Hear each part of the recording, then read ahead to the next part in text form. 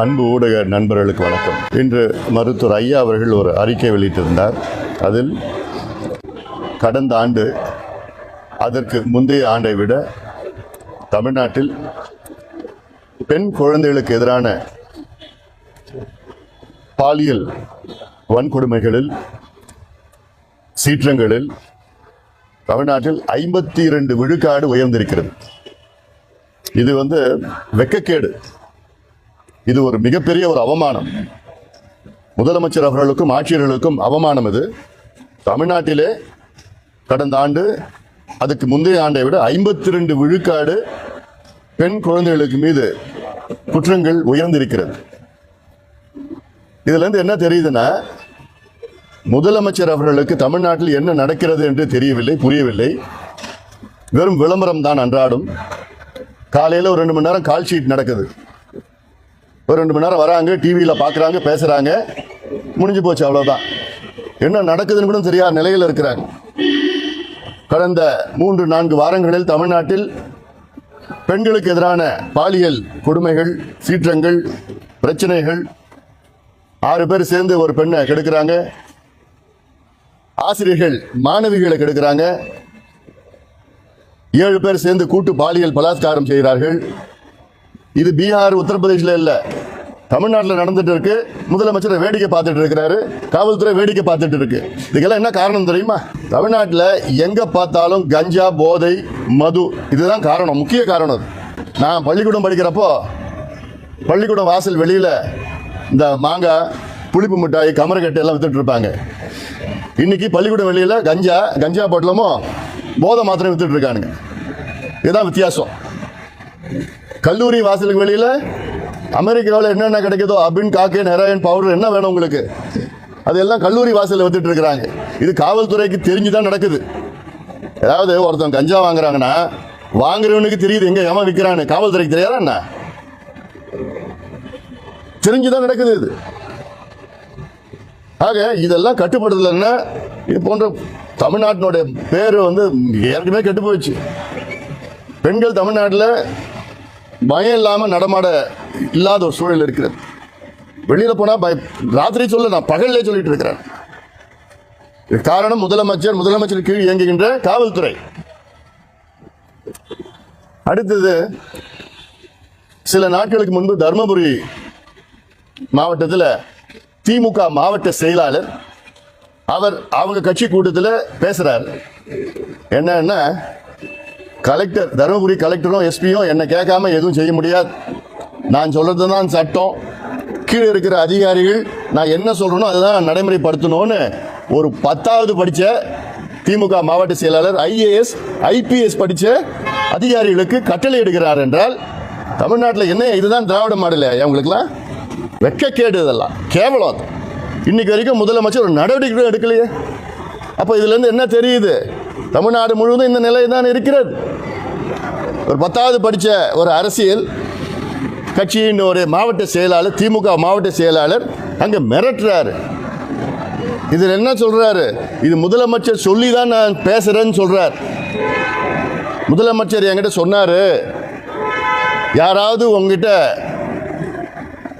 அதாவது அனுமதி பெறலை, அதாவது அதிகாரிகள் இவங்ககிட்ட அனுமதி பெறலைன்னா சொல்லு, நான் அந்த அதிகாரியை மாற்றிடுற நடவடிக்கை எடுக்கிறேன்னு முதலமைச்சர் சொன்னாருன்னு ஒரு கூட்டத்தில் ஒரு திமுக மாவட்ட செயலாளர் சொல்கிறாருன்னா, இன்னைக்கு வரைக்கும் அவர் மேலே நடவடிக்கை எடுக்கலைன்னா இப்போ இதுலேருந்து திமுக இதுதான் மோசமான ஒரு சூழல் இங்கே தமிழ்நாட்டில் நிலவை கொண்டு இருக்கிறது. அதாவது நான் கேட்குறேன் கேள்வி, யூடியூபர் சவுக்கு சங்கர் அவரும் இது போன்ற IAS IPS அதிகாரிகள் மேலே பேசினார். அவர் மீது எத்தனையோ வழக்குகள் போட்டு அவரை சிறையில் கைது பண்ணி வச்சிங்க. அதுக்கும் இதுக்கு என்ன வித்தியாசம் இருக்கு? ஒரு IASையும் IPSையும் கேவலப்படுத்துகின்ற திமுக மாவட்ட செயலாளர் மீது ஏன் இன்னைக்கு வரைக்கும் நடவடிக்கை எடுக்கல? ஏன் ஒரு FIR கூட போடல?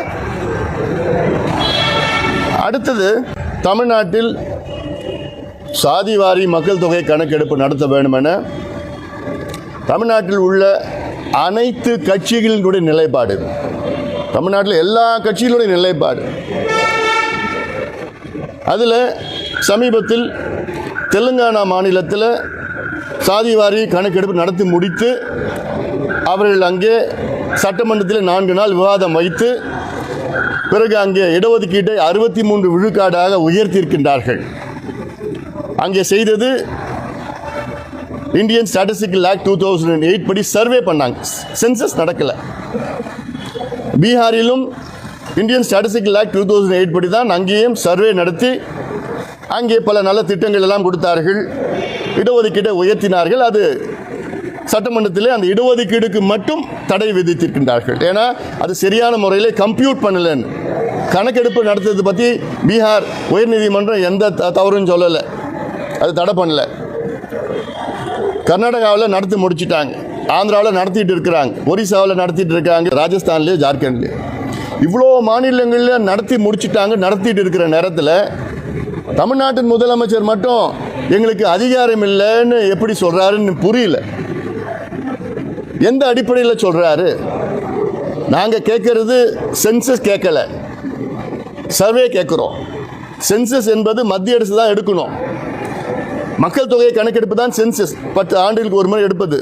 அந்த மக்கள் தொகை கணக்கெடுப்பில் கூட ஒரு காலம் சேர்த்துக்குங்க, ஓபிசின்னு ஒரு காலம். ஏன்னா எஸ்சின்னு ஒரு காலம் இருக்குது, எஸ்டின்னு இருக்குது, மைனாரிட்டிஸ் இருக்குது, ஓபிசிக்கு மட்டும் ஒரு காலம் வேண்டும். அது சேர்த்துக்கிட்டிங்கன்னா அது வந்து தலை எண்ணிக்கை தான் தெரியும், ஆனால் அவருடைய நிலைப்பாடு, சமூக பொருளாதார நிலைப்பாடு தெரியாது, சமுதாயங்களோட நிலைப்பாடு தெரியாது. அதனால் மாநில அரசு எடுத்தால் தான் புள்ளி விவரங்கள் துல்லியமாக தெரியும். அதற்காக தான் அது சர்வே மூலமாக தான் தெரியும். இதைத்தான் நாங்கள் கேட்குறோம். ஒரு முதலமைச்சர், உண்மையான சமூக நீதி அக்கறை உள்ள முதலமைச்சர் என்ன பண்ணியிருப்பார்? பொறுப்புக்கு வந்து இன்னைக்கு தமிழ்நாட்டில் இந்த நிலையில் இருக்கா, இந்த பகுதி மக்கள் இப்படி இருக்கிறாங்களா, இல்லை இந்த சமுதாயங்களில் பின்தங்கி இருக்கிறதா, இதை கணக்கெடுப்பு நடத்தி எந்த நிலையில் இருக்கிறாங்க, என்ன கல்வி அடிப்படையில் இருக்கிறாங்க, என்ன கல்வி முன்னேற்றம், சமூக முன்னேற்றம், பொருளாதார முன்னேற்றம், தொழில் முன்னேற்றம், வேலைவாய்ப்பு முன்னேற்றம் இருக்கிறதா என்று தெரிந்து கொள்ள ஆர்வம் இல்லாத ஒரு முதலமைச்சர் ஸ்டாலின் அவர்கள் அதற்கு மேலே ஒன்று போயிருக்கிறார். என்னன்னா எங்களுக்கு அதிகாரம் இல்லை. என்ன தமிழ்நாடு என்ன ஜப்பானில் இருக்கா, சைனாவில் இருக்கா? இந்தியாவில் தானே இருக்கு. இந்தியாவில் மற்ற மாநிலங்களுக்கு அதிகாரம் இருக்கு, தமிழ்நாடுக்கு மட்டும் அதிகாரம் இல்லையாம்மா? யாரை ஏமாத்து பார்க்குறீங்க? அதாவது அதிகாரம் வைத்திருந்தும் அதிகாரம் இல்லை என்று சொல்பவர்கள் என்னை பொறுத்த வரைக்கும் கோழைகள். அதிகாரம் இல்லைன்னா கூட எனக்கு அதிகாரம் இருக்குன்னு சொல்லி நிறைவேற்றுறவர்கள் தான் வீரர்கள். எந்த வகையில் நீங்களை முடிவு பண்ணிக்கோங்க ஸ்டாலின் அவர்கள். அடுத்தது, தமிழ்நாட்டில் இப்போ 2 பிரச்சனைகள் பேசிகிட்டு இருக்க பிரச்சனைகள். ஒன்று, தொகுதி மறுசீரமைப்பு இந்த ஆண்டில் அடுத்த ஆண்டோ இல்லை அடுத்த ஆண்டுக்கு பிறகு நடைபெறுமா என்ற ஒரு கேள்வி, அதற்கேற்ப ஒரு அச்சம். அடுத்தது, மத்திய அரசு கல்வித்துறையிலே நிதி கொடுக்காத ஒரு பிரச்சனை. முதல்ல நான் இந்த தொகுதி மறுசீரமைப்பு பற்றி நான் பேசுகிறேன். இது சம்பந்தமாக முதலமைச்சர் அவர்கள் 5ஆம் தேதி அன்று ஒரு அனைத்து கட்சி கூட்டத்தை கூட்டியிருக்கின்றார். அதில் பாட்டாளி மக்கள் கட்சி கலந்து கொள்ளும். இதில் பல விஷயங்கள் இருக்கிறது, பல பிரச்சனைகள் இருக்கிறது. அதில் முக்கியமானது என்னவென்றால், இன்னும் மத்திய அரசு அவருடைய நிலைப்பாட்டை தெரிவிக்கவில்லை. மத்திய அரசு என்ன செய்ய போகிறார்கள், என்ன கொள்கை முடிவு எடுக்கப் போகிறார்கள் என்று தெரிவித்து அதற்கேற்ப நடவடிக்கைகள் ஈடுபட வேண்டும். அது ஒரு போக்கு. ஆனால் அதற்கு முன்பாகவே அழுத்தம் கொடுத்து எங்களுக்கு அச்சம் இருக்கிறது, தென் மாநிலங்கள், குறிப்பாக தமிழ்நாடு, கேரளா, கர்நாடகா, ஆந்திரா, தெலுங்கானா போன்ற மாநிலங்கள் குடும்ப கட்டுப்பாட்டு திட்டங்களை, செயல்களையும் மிக சிறப்பாக செய்த காரணத்தால் தமிழ்நாட்டில் மற்ற தென் மாநிலங்களில் மக்கள் தொகை எண்ணிக்கை குறைந்திருக்கிறது. அதே வேளையில் கடைசியாக இன்று இந்தியாவிலே 543 மக்களவை தொகுதிகள் இருக்கிறது. இந்த தொகுதிகள் 1971 எடுத்த மக்கள் தொகை கணக்கெடுப்பு, சென்சஸ் படி தான் அதை கணக்கெடுப்பு நடத்தப்பட்டிருக்கிறார்கள். இது 50 ஆண்டு காலம் இதில் கை வைக்கவில்லை யாரும். இப்போ மத்திய அரசு மக்கள் தொகை கணக்கெடுப்பு 2026 எடுத்தார்கள் என்றால் அதற்கு பிறகு வருகிற டீலிமிட்டேஷன், அது என்ன செய்ய போகிறார் என்று தெளிவாக சொல்லவில்லை. அமித்ஷா அவர்கள் இங்கே கோயம்புத்தூர் வந்தவுடன் சொன்னார், நாங்கள் தமிழ்நாட்டிலேயோ எந்த தென் மாநிலங்களையோ ஒரு சீட்டு கூட குறைக்க மாட்டோம்னு சொன்னார், தவிர எவ்வளோ அதிகப்படுத்துவாருன்னு சொல்லலை. இல்லை வடக்கு மாநிலங்களில் எவ்வளோ அதிகமாக இருக்கும்னு எதுவும் சொல்லலை. அதுவும் தெளிவுபடுத்தணும், அது சொல்லணும். என்ன நடைமுறைப்படுத்த போகிறார்கள் என்று இது பல நடைமுறையில் இருக்குது. எங்களுடைய கோரிக்கை, பாட்டாளி மக்கள் கட்சியினுடைய கோரிக்கை என்னன்னா, இப்போ ஒரு உதாரணத்துக்கு இந்தியா முழுவதும் 30 விழுக்காடு மக்களவை தொகையில் அதிகப்படுத்துகிறீர்கள் என்றால் தமிழ்நாட்டுக்கும் அது 30 விழுக்காடாக இருக்கணும், உத்தரப்பிரதேஷுக்கும் 30 விழுக்காடாக இருக்கணும், பீகாருக்கும் 30 விழுக்காடாக இருக்கணும், கேரளா, மகாராஷ்டிரா, கர்நாடகா, தமிழ்நாட்டில் இந்தியாவில் உள்ள அனைத்து மாநிலங்களிலும் 30 விழுக்காடு சராசரியாக இருக்கணும். அப்படி இருந்தால் யாருக்கும் எந்த பிரச்சனையும் வரப்போகிறது கிடையாது. திடீரென்று இன்று மக்கள் தொகை கணக்கெடுப்புனா 1971 அப்போ எடுத்த மக்கள் தொகையில் தமிழ்நாட்டுடைய மக்கள் தொகை வந்து 4 கோடியாக இருந்தது. இன்னைக்கு 8 கோடி, 2 மடங்காக உயர்ந்திருக்கிறது. இதே வேளையில் பீகாருடைய மக்கள் தொகை 3 மடங்காக உயர்ந்திருக்கிறது. உத்தரப்பிரதேஷ் 3 மடங்காக உயர்ந்திருக்கிறது. ராஜஸ்தான், மத்திய பிரதேஷ் 3 மடங்காக உயர்ந்திருக்கிறது. மகாராஷ்டிரா 2 மடங்கு உயர்ந்திருக்கிறது. அப்போ அவங்களுக்கு அன்ஃபேர் அட்வான்டேஜ் கிடைக்கும். இது ஒருபொழுதும் ஏற்றுக்கொள்ளக்கூடாது, முடியாது. நிச்சயமாக உயர்த்தணும், எண்ணிக்கையை உயர்த்துங்க. 543 800, 850 உயர்த்துங்க. எவ்வளோ உயர்த்துறீங்களோ அது எல்லா மாநிலங்களுக்கும் ஒரே அளவில் உயர்த்துங்க. இதுதான் இந்தியாவில் உள்ள அனைத்து மாநிலங்களும், குறிப்பாக தென் மாநிலங்கள் கோரிக்கையாக வைக்கணும். இல்லை இந்த சிஸ்டம் கடைபிடிக்கிறோம், இல்லை அந்த சிஸ்டம் கடைபிடிக்கிறோம்லாம் வேண்டாம். அதில் இதான் எங்கள் கருத்தாக சொல்ல போகிறோம். அடுத்தது, மத்திய கல்வி அமைச்சர் தர்மேந்திர பிரதான் அவர்கள் சமீபத்தில், நீங்கள் தமிழ்நாட்டில் மும்மொழி கொள்கை கடைபிடிக்கவில்லை, அல்லது நேஷனல் எஜுகேஷன் பாலிசி அதை நீங்கள் கடைபிடிக்கவில்லை, அந்த கொள்கையை கடைபிடிக்கவில்லை என்றால் நாங்கள் உங்களுக்கு நிதியை வழங்க மாட்டோம், 2100 கோடி ரூபாய் மத்திய அரசு மாநில அரசு கொடுக்கின்ற நிதியை நாங்கள் கொடுக்க மாட்டோம் என்று சொல்வது மிக மிக தவறானது. அதாவது இது நம்ம ஃபெடரல் ஸ்ட்ரக்சரில் இருக்கிறோம். கல்வி என்பது பொது பட்டியலில் இருக்குது. 45 ஆண்டுகளுக்கு முன்பு வரை கல்வி என்பது மாநில பட்டியலில் இருந்தது. எமர்ஜென்சி காலத்தில் இந்திரா காந்தி அம்மையார் தான் பொது பட்டியல் கன்கரண்ட் லிஸ்ட்டில் கொண்டு வந்திருக்கிறாங்க. இது மத்திய பட்டியலில் கல்வி கிடையாது, பொது பட்டியலில் இருக்குது. சட்டங்கள் மத்திய அரசு கொண்டு வரலாம், ஆனால் அதை ஏற்பதும், கொள்கைகள் ஏற்பதும் ஏற்காததும் மாநில அரசினுடைய உரிமை. இதில் யாருமே ஃபோர்ஸ் பண்ண முடியாது. அதிலும் எப்படின்னா, நீ இந்த கொள்கையை ஏற்றுக்கிட்டா நான் நிதி கொடுப்பேன்னு சொல்கிறது மிக தவறானது. இது செய்யக்கூடாது, சொல்லக்கூடாது. ரிக்வெஸ்ட் பண்ணுங்க, கற்றுக்குங்க, எந்த மொழி வேணால் கற்றுக்குங்க, ஹிந்தி கற்றுக்குங்க. யாரும் யாருக்கும் ஹிந்தி கற்றுக்கிறதுக்கு யாருக்கும் மாற்றுக்கிறது கிடையாது. ஆனால் திணிக்கக்கூடாது, இம்போஸ் பண்ணக்கூடாது. இப்போது நான் சொல்கிறது, தமிழ்நாட்டில் கிட்டத்தட்ட 60 ஆண்டு காலம் இருமொழி கொள்கை இருக்கிறது. அது வெற்றிகரமாக தமிழ்நாட்டில் இருக்குது. இன்றைக்கி தமிழ்நாடு இந்தியாவிலே வளர்ந்த மாநிலமாக இருக்கிறது.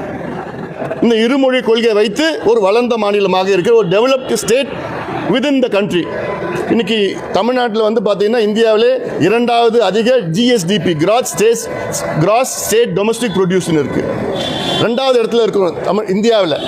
அப்போ இந்த அளவுக்கு வெற்றி பெற்ற மாநிலம், வளர்ந்த மாநிலம், இந்த 60 ஆண்டு காலம் இருமொழி கொள்கை வைத்திருந்த மாநிலம், ஏன் இதை மாற்றணும்? நாங்கள்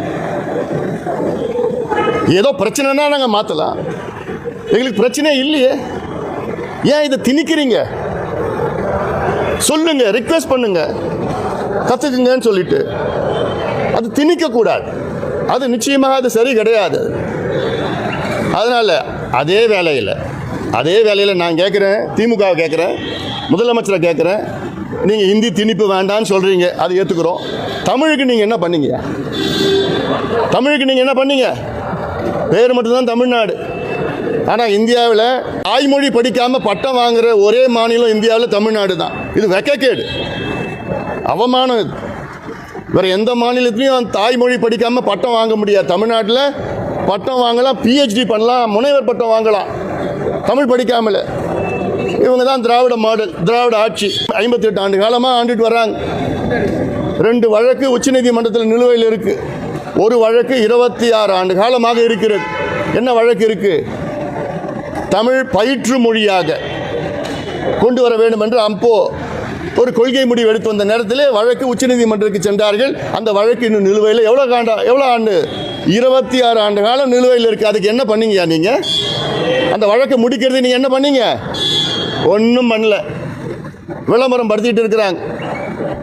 அடுத்தது இன்னொரு வழக்கு 2016 போட்ட வழக்கு உச்சநீதிமன்றத்தில் இருக்கு. என்ன? அட்லீஸ்ட் தமிழ் ஒரு பாடமாக கற்றுக்கிறதுக்கு, அட்லீஸ்ட் தமிழை தமிழ்நாட்டில் ஒரு பாடமாக கற்றுக்கிறதுக்கு கம்பல்சரியாக கற்றுக்கணும்னு ஒரு சட்டம். இந்த சட்டம் 2006 கலைஞர் கொண்டு வந்தார். கொண்டு வர வைத்தது எங்கள் மருத்துவர் ஐயாவும் பாட்டாளி கட்சியும் தொடர்ந்து வலியுறுத்தி போராட்டம். அதன் பிறகு 10 ஆண்டுகள் பிறகு வழக்கு போட்டாங்க. இன்னைக்கு வரைக்கும் வழக்கு நிலுவையில் இருக்கு. அது ஏன் முடிக்கல? நீங்கள் எப்போ முடிக்க போறீங்க? ஏன் உங்களால் முடிக்க முடியாதா? ஒன்றும் இல்லாததுக்கெல்லாம் நீங்கள் சுப்ரீம் கோர்ட் ஓடுறீங்களே, தமிழ் பேசுறீங்களே. நீங்கள் என்ன பண்ணீங்க தமிழுக்கு? தமிழ் வளர்ச்சிக்கு நீங்கள் என்ன பண்ணீங்க? தெலுங்கானாவில் அங்கே ரேவந்த் ரெட்டி சொல்கிறார், சிபிஎஸ்சி ஐசிஎஸ்சி அதுக்கு கூட 10வது வரைக்கும் நீங்கள் தெலுங்கு கட்டாயமாக படித்தே ஆகணும்னு சொல்கிறார் ரேவந்த் ரெட்டி. ஏன் உங்களால் சொல்ல முடியாதா? பஞ்சாபில் பயிற்று மொழியே பஞ்சாபின்னு சொல்கிறாங்க. ஏன் உங்களால் கொண்டு வர முடியாதா? எலெக்ஷன் வந்துருச்சு, இது ஒரு கையில் ஒரு ஆயுதம் உங்களுக்கு. ஆமாம், இந்தி போர், 2வது போர், 3வது போர், மொழி போர், இந்த போர் அந்த போர்னு சொல்லிட்டு. ஆனால் நீங்கள் எதுவும் செய்ய மாட்டீங்க, தமிழுக்கும் செய்ய மாட்டீங்க. விளம்பரப்படுத்திக்கிட்டு இது விளம்பரத்துக்காக பண்ணிட்டு இருக்கிறாங்க. ஆனால் மக்கள் இது புரிந்து கொள்வார்கள். ஒன்று, மத்திய அரசு திணிக்கக்கூடாது. சரி, அடுத்தது நான் சொல்கிறேன். இப்போ மத்திய அரசு நீங்கள் மும்மொழி கொள்கை ரீதியில் நீங்கள் கடைபிடித்தால்தான் நாங்கள் 2100 கோடி கொடுப்போம்னு சொல்கிறாங்க. நான் முதலமைச்சராக இருந்தேன்னா 2300 கோடி வேண்டாம்னு சொல்லிடுவேன். தமிழ்நாடு பட்ஜெட் எவ்வளோ? கடந்த ஆண்டு 4.5 லட்சம் கோடி. கல்வித்துறை பட்ஜெட் எவ்வளோ? 45,000 கோடி. இந்த 45,000 கோடி 2100 கோடி என்னால் கூடுதலாக கொடுக்க முடியாதா? வேண்டாம்னு சொல்லிட்டு போகிறோம், அவ்வளோதான். இதுக்கு எதுக்கு இவ்வளோ ட்ராமா நடத்திக்கிட்டு தினம் ட்ராமா பண்ணிகிட்டு இருக்கீங்க? நீங்கள் உங்கள் கொள்கையும் வேண்டாம், உங்கள் நிதியும் வேண்டாம், அவ்வளோதான், முடிஞ்சு போச்சு. கேள்வியில் என்ன இருக்கா? மக்கள் பொதுவாக மக்கள் வந்து 3வதாக ஒரு மொழியை படிக்கணுன்ற ஒரு ஆர்வம் இருக்கு. ஆனால் திமுக வந்து மொழியை வைத்து அரசியல் செய்கிறாங்க. தாங்கள் நடத்தக்கூடிய பள்ளிகளில் இந்தியை வந்து பாடமாக கட்டாய பாடமாக வச்சுருக்காங்க. அப்படி இருக்கவங்க தாங்கள் நடத்தக்கூடிய பள்ளிகள்லையும் ஹிந்தி வேண்டாம் அப்படின்னு கூடிய ஒரு முடிவை எடுப்பாங்களா அப்படின்னு இப்போ வந்து எங்கே தெரியுமா பிரச்சனை வந்தது?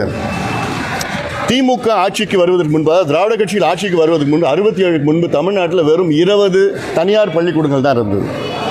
வெறும் 20 தான் இருந்தது.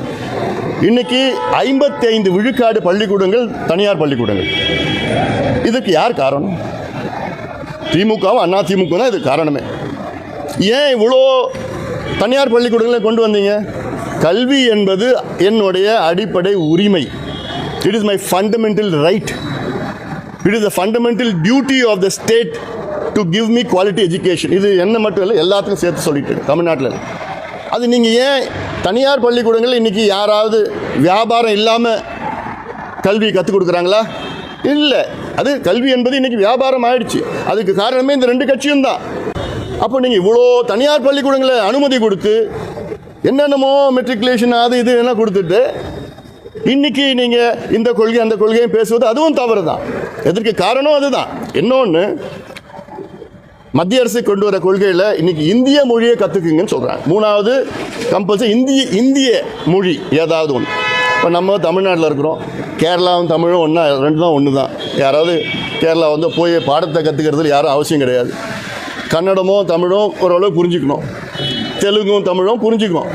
நம்ம என்ன ஒரியா கற்றுக்க போகிறோமா, இல்லை மராத்தி கற்றுக்க போகிறோமா? வேறு 3வது மொழி வேறு என்ன இருக்க போகுது?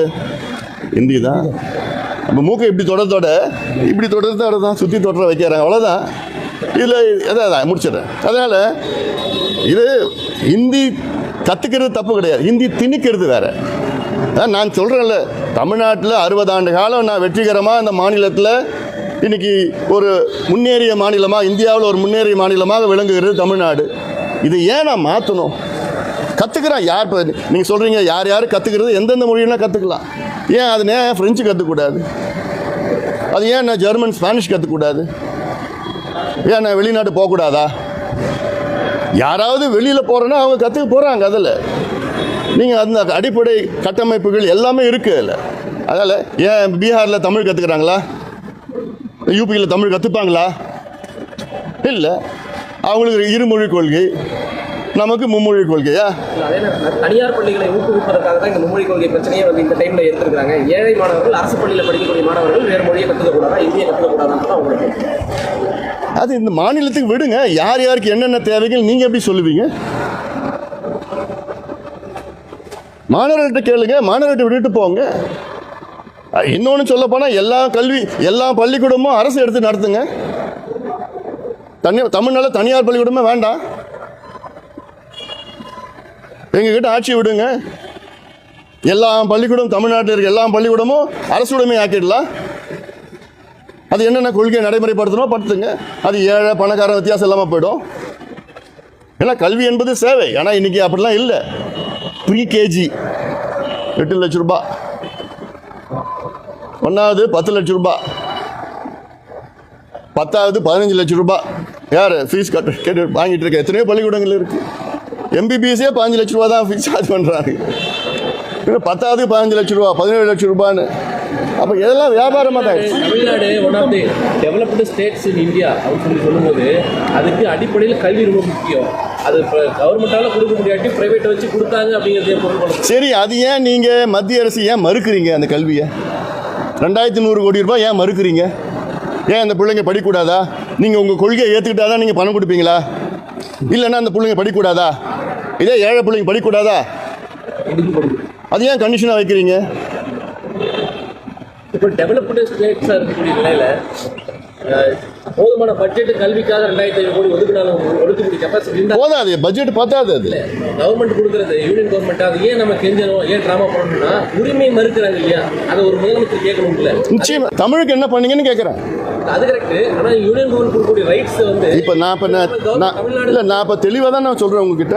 நீங்கள் ஒரு ஆமாங்க, இன்னைக்கு ஏங்க இது 6 மாசமா நடந்துட்டு இருக்குது. இன்னைக்கு தேர்தல் வருது, அதுக்காக நீங்கள் இதை எடுத்துட்டு பண்ணிட்டு இருக்கீங்க. 3வது போர் 4வது போர் சொல்லிட்டு இருக்கீங்க. நீங்கள் ஏன் உங்களுக்கு வேண்டாம்னு சொல்லிட்டு செஞ்சிருக்கிறாங்க, எல்லாருக்கும் தெரியுது. நீங்கள் தமிழை நீங்கள் வளருங்க. தமிழ்நாட்டில் தமிழ் பேசாமல் பட்டம் வாங்குறது இதோட எவ்வளோ கேவலம், அது எவ்வளோ அசிங்கம். அது நீங்கள் யூனியன் மினிஸ்டராக இருந்திருக்கீங்க சார். ஒவ்வொரு ஸ்டேட்டுக்கும் நீங்கள் பல வேலைகள் செஞ்சுருக்கீங்க. அப்படி இருக்கும்போது தமிழ்நாடு ஸ்டேட்டுக்கு திட்டமிட்டு ஒரு நிதி மறுக்கிறாங்க அப்படின்னா அது வந்து ஜனநாயக நாட்டில் சரியா? ஆமாங்க. இப்போ நான் மட்டும் என்ன சொல்றேன், தப்புன்னு தானே சொல்லிட்டு இருக்கேன். அது நம்ம அது உங்களுக்கு வலிக்குதா அப்படி பேசுனா? ஆமா, நான் ஏங்க என் கருத்தை நான் சொல்றேன். உங்களுக்கு வலிச்சதுன்னா எனக்கு ஒன்றும் அதை பத்தி கவலையே கிடையாது. எனக்கு என் கருத்தை நான் சொல்றேன், அவ்வளவுதான். கலந்துக்கிறோம், நான் பார்த்துக்கலாம். என்னன்னு முதல்ல என்ன பேசுறாங்கன்னு பார்த்துக்கலாம். இது அதான் இப்போ என்னுடைய பாட்டாளி மக்கள் கட்சியினுடைய கருத்தை நான் சொல்லிட்டு இருக்கிறேன். என்னன்னு கருத்துனா, அது தொகுதிகள் எண்ணிக்கையை உயர்த்தினாங்கன்னா, ஒரு 30 விழுக்காடு உயர்த்தினாங்கன்னா, அக்ராஸ் த போர்ட் எல்லா மாநிலங்களுக்கும் 30 விழுக்காடு உயர்த்தணும். அது ஒன்று. அதான் அது வந்து என்ன, முன்கூட்டியே ஒரு அழுத்தம் கொடுக்கணும். அழுத்தம் கொடுக்கலாம், அது தப்பு கிடையாது. ஏன்னா அறிவித்த பிறகு அப்புறம் ஒன்றா கூடி அப்புறம் வேற என்ன திடீர்னு ஏதாவது ஒன்று நடக்கும், நம்ம பார்த்துட்டு இருக்கோம். அதனால அது இன்னொன்று நான் சொல்ல மறந்துட்டேன். பாட்டாளி மக்கள் கட்சியினுடைய கொள்கை என்ன தெரியுமா? ஒரு மொழி கொள்கை தான். இருமொழி கூட வேண்டாம், ஒரு மொழி கொள்கை. தாய்மொழி வழியில் கல்வி கற்றுக்குங்க. இன்னைக்கு நொபல் விருது வாங்கினவங்களாம் எந்த மொழியில் கற்றுக்கிட்டாங்க? ஜெர்மனில் வாங்கினவங்களாம் ஜெர்மன் மொழியில் படித்தா விருது வாங்கினாங்க. ஃப்ரெஞ்சு மொழியெல்லாம் விருது வாங்கினாங்க. ஜப்பானில் விருது வாங்கினாங்க. அவங்கவுங்க தாய்மொழியெல்லாம் விருது வாங்குறாங்க, நொபல் விருது வாங்குறாங்க. அது கொண்டு வாங்க. அது அறிவிக்கிறது கூட உங்களுக்குலாம் இல்லையே. தமிழ்நாட்டில் பெண்களுக்கு எதிரான குற்றங்கள் அதிகரிச்சிருக்கு. கடந்த ஒரு வாரத்தில் மட்டும் எவ்வளோ பெண்களுக்கு எதிரான பாலியல் வன்கொடுமைகள் நடந்திருக்கு. ஏன்னா தமிழகம் வந்து பெண்களுக்கு பாதுகாப்பான மாநிலமாக இருந்திருக்குது. வருகிற 2026 தேர்தலில் வந்து 200 தொகுதிகளுக்கு மேலே வெற்றி பெறுவது உறுதி. குறிப்பாக கல்வித்துறையில் 300 வெற்றி பெறுவாங்க. கல்வித்துறையில் நிறைய பாலியல் வன்கொடுமைகள் நடக்கும் மாணவ மாணவிகளுக்கு. அப்படி இருக்கும்போது கல்வித்துறை தற்போது இருக்கக்கூடிய அமைச்சர் அன்பில் மகேஷ் பொய்யாமொழியினுடைய காலம் வந்து பொற்காலம் அப்படின்லாம் முதலமைச்சர் சொல்லியிருக்காரு. இருக்கட்டும், பார்க்கலாம், தெரிய போகுது. இன்னொரு 10 மாதத்துக்கு தெரிய போகுது எல்லாம். அதாவது எங்களுக்கெல்லாம் அவமானமாக இருக்குது.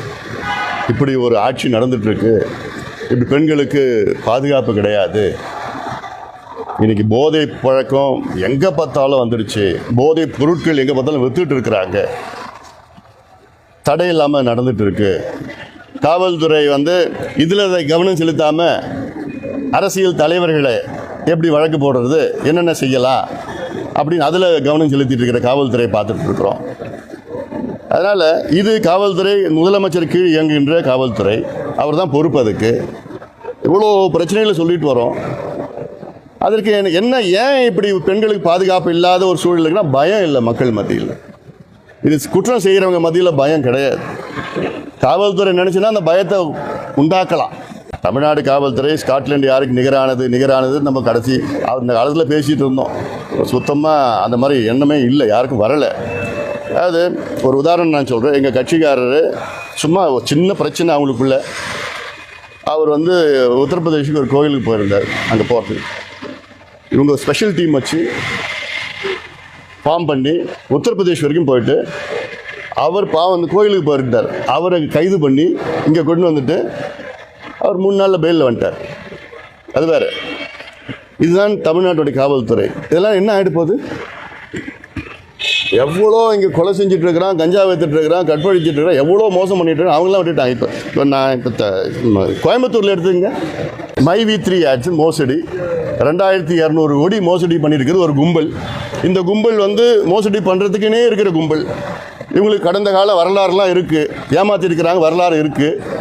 எங்கள் கட்சியினுடைய மாவட்ட செயலர் அசோக் ஸ்ரீநிதி இது பல முறை வெளிக்கொண்டு வந்து, எத்தனையோ முறை இது போராட்டம் நடந்து வெளிக்கொண்டு வந்து அதை இப்போதைக்கு கொஞ்சம் தற்காலிகமாக தடை பண்ணியிருக்கிறாங்க.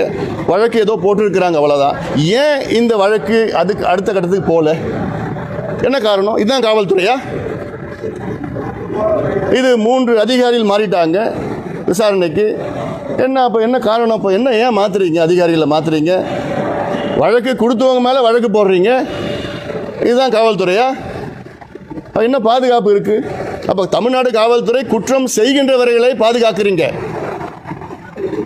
வழக்கு கொடுக்குறவங்க அவங்க மேலே வழக்கு போடுறீங்க நீங்கள்.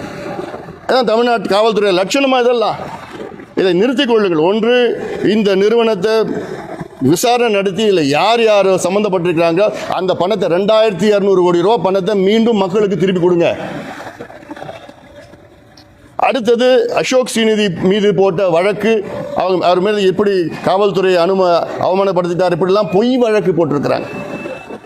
விசாரணைன்னு கொண்டு போய் பொய் வழக்கு போட்டு என்னென்னமோ பண்ணியிருக்கிறாங்க. அதெல்லாம் அந்த வழக்கு திரும்ப பெறுங்க. இல்லை நிச்சயமாக நாங்கள் பாட்டாளி கட்சி மிகப்பெரிய போராட்டத்தை நாங்கள் நடத்துவோம்.